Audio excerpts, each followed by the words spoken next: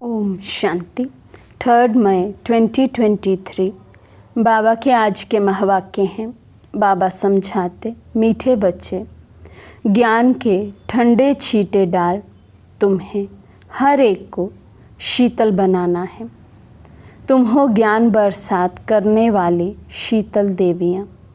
प्रश्न है, बाप ने तुम्हें ज्ञान का कलश क्यों दिया है? बाबा समझाते, ज्ञान का कलश मिला है पहले स्वयं को शीतल बनाकर फिर सर्व को शीतल बनाने के लिए। इस समय हर एक काम अग्नि में जल रहा है। उन्हें काम चिता से उतार ज्ञान चिता पर बिठाना है। आत्मा जब पवित्र शीतल बने तब देवता बन सके। इसलिए तुम्हें हर रूह को ज्ञान इंजेक्शन लगाकर पवित्र बनाना है। तुम्हारी ये रूहानी सेवा है। गीत है जो पिया के साथ है। ओम शांति। जो बाप के साथ है उसके लिए बरसात है। अब बरसात और बाप, तो भला बाप की बरसात कैसे? वंडर खाएंगे ना। दुनिया इन बातों को नहीं जानती। ये है ज्ञान बरसात।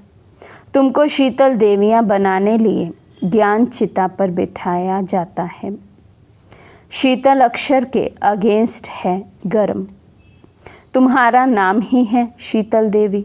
एक तो नहीं होगी ना, ज़रूर बहुत होंगी जिन्हों से भारत शीतल बनता है। इस समय सभी काम चिता पर जल रहे हैं। तुम्हारा नाम यहाँ शीतला देवियाँ हैं। शीतल करने वाली, ठंडा छींटा डालने वाली देवियाँ। छींटा डालने जाते हैं ना, ये है ज्ञान के छींटे जो आत्मा के ऊपर डाले जाते हैं। आत्मा प्योर बनने से शीतल बन जाती है। इस समय सारी दुनिया काम चिता पर काली हो पड़ी है। अब कलश मिलता है तुम बच्चों को।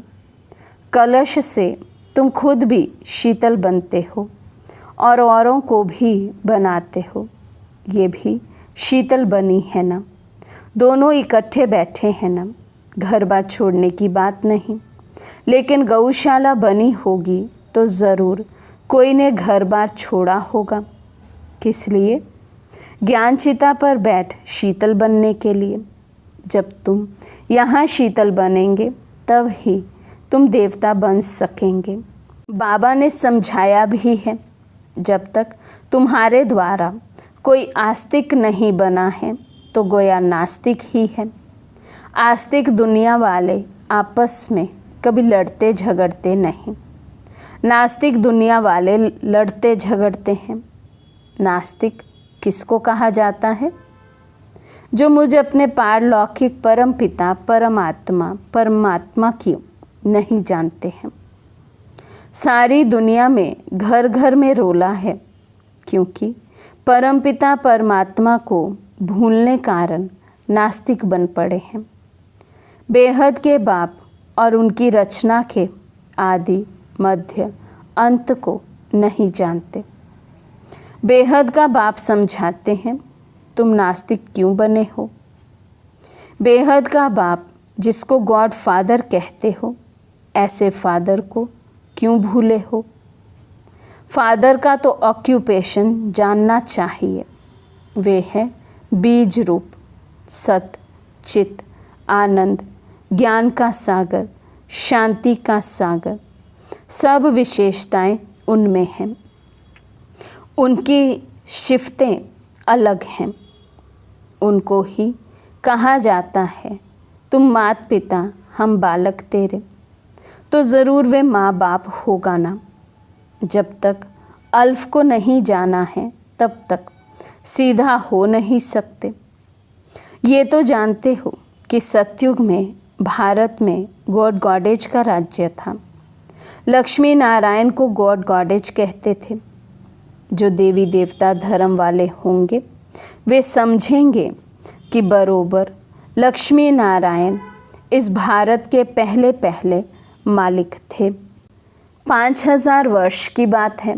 देखो, बाप टीचर जब समझाते हैं तो चारों तरफ देखते हैं कि बच्चे अच्छी तरह सुनते धारण करते हैं या बुद्धि योग और कहाँ भटकता है।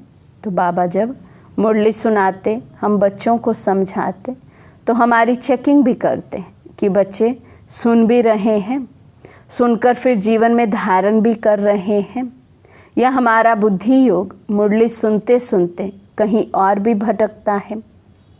जैसे भक्ति मार्ग में भल श्री कृष्ण की मूर्ति के आगे बैठे होंगे, परंतु बुद्धि धंधे आदि तरफ धक्का खाती रहेगी।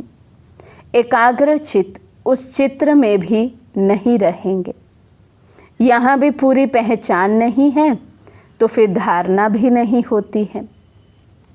शिव बाबा ये माया को वश करने का वशीकरण मंत्र देते हैं। कहते हैं, तुम अपने परमपिता परमात्मा शिव को याद करो, बुद्धि का योग उनके साथ लगाओ। अभी तुम्हारा बुद्धि योग पुराने घर की तरफ नहीं जाना चाहिए। बुद्धि योग बाप के साथ लटका रहना चाहिए, क्योंकि तुम सबको मेरे पास आना है। मैं पंडा बनाया हूँ तुमको ले चलने के लिए। ये शिव शक्ति पांडव सेना है। तुम हो शिव से शक्ति लेने वाले। वे हैं सर्वशक्तिमान। तो लोग समझते हैं परमात्मा तो मरे हुए को जिंदा कर सकते हैं, परंतु बाप कहते हैं, लाडले बच्चे, इस ड्रामा में हर एक को अनादि पाठ मिला हुआ है। मैं भी क्रिएटर, डायरेक्टर, प्रिंसिपल एक्टर हूँ। ड्रामा के पार्ट को हम कुछ भी नहीं कर सकते। मनुष्य समझते हैं पत्ता पत्ता परमात्मा के हुक्म से चलता है। क्या परमात्मा बैठ पत्ते पत्ते को हुक्म करेंगे? परमात्मा खुद कहते हैं, मैं भी ड्रामा के बंधन में बांधा हुआ हूँ। ऐसे नहीं कि मेरे हुक्म से पत्ते हिलेंगे। सर्वव्यापी के ज्ञान ने भारतवासियों को बिल्कुल कंगाल बना दिया है। बाप के ज्ञान से भारत फिर सिरताज बनता है। तुम बच्चे जानते हो, दिलवाड़ा मंदिर भी ठीक बना हुआ है। आदि देव दिल वाला है, सारे सृष्टि की दिल लेने वाला, भक्तों की दिल लेने वाला एक भगवान कहेंगे ना। ये उन्हों के ही यादगार हैं। ऊपर में है देवताओं के चित्र और नीचे राजयोग की तपस्या कर रहे हैं। 108 बच्चे आसन लगाकर बैठे हैं शिव बाबा की याद में। उन्होंने ही भारत को स्वर्ग बनाया है।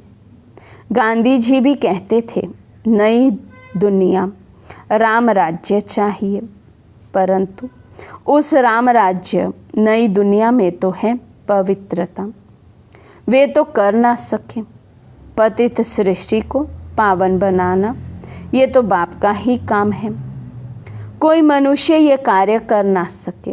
इनके लिए भी कहते हैं बहुत जन्मों के अंतिम जन्म के भी अंत में मैं प्रवेश करता हूँ। तो ये पतित ठहराना, ब्रह्मा बाबा भी सृष्टि का चक्र काटते 84 जन्म पूरे भोगते हुए अभी पतित बने हैं। उस पतित तन में ही आकर शिव बाबा फिर प्रवेश कर उस आत्मा को भी पावन बनाते हैं। बाबा समझाते जो पावन थे वही पतित बने हैं, फिर पावन बनते हैं। आपे ही पूज्य आपे ही पुजारी। जो पुजारी भगत बने हैं, भगवान भक्तों को ही मिलते हैं।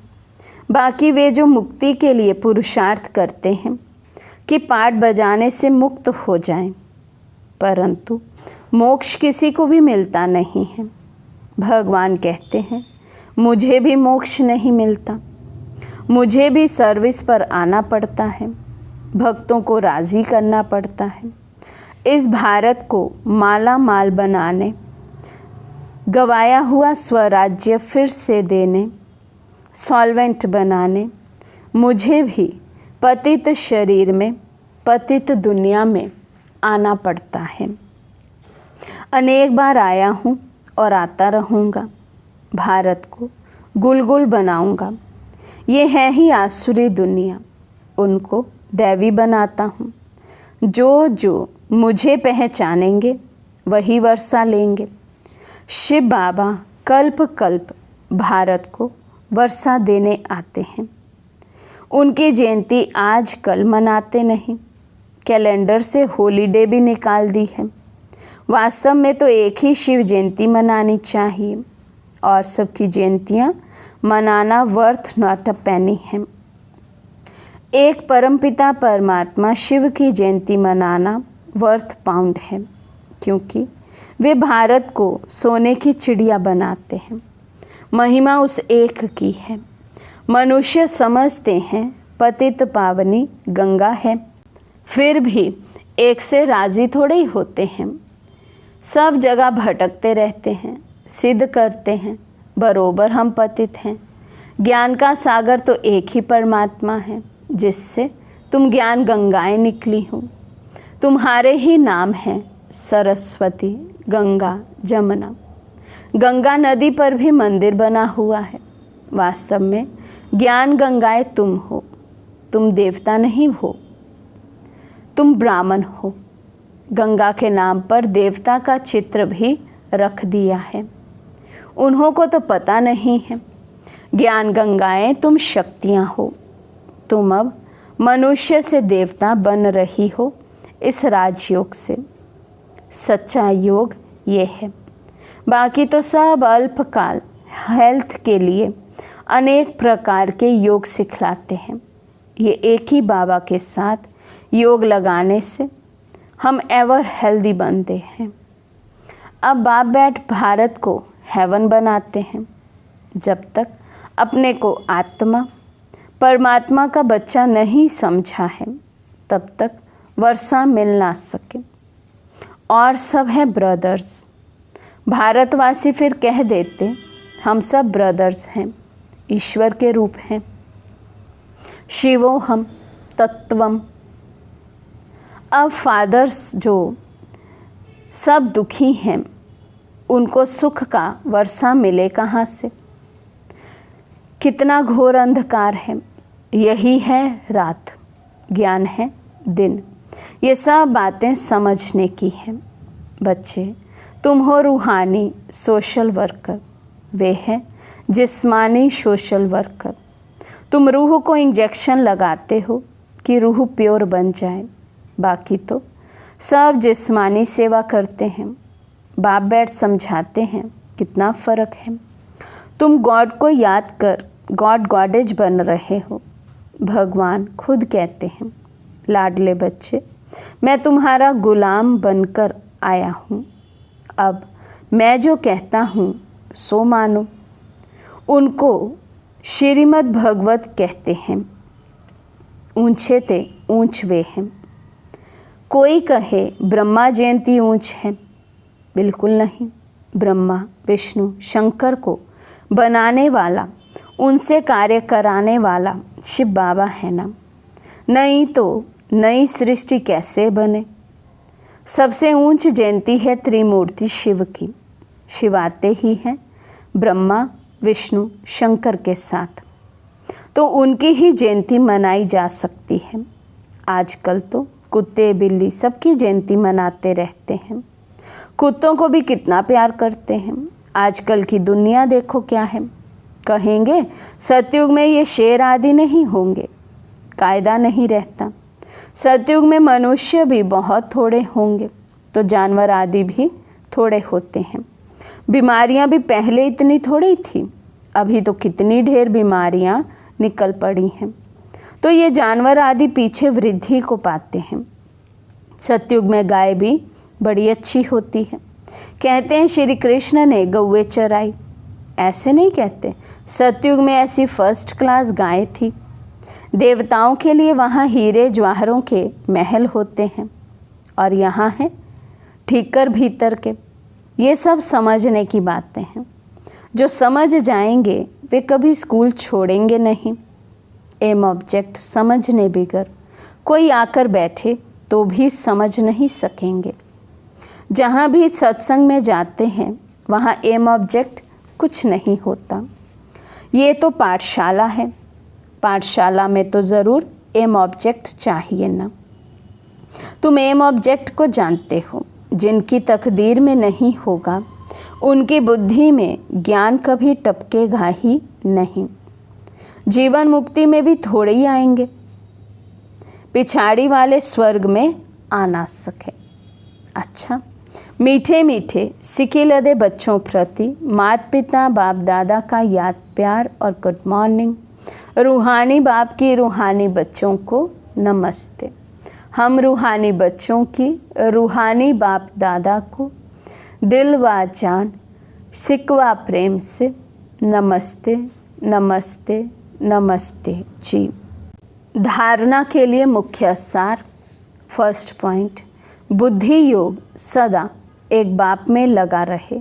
पुराने घर पुरानी दुनिया में बुद्धि ना जाए, ऐसी एकाग्र चित्त अवस्था बनानी है। सेकंड पॉइंट, बाप की सर्व गुण स्वयं में धारण करने हैं। हर आत्मा पर ज्ञान के छींटे डाल उनकी तपत भुजाएं शीतल बनाना है।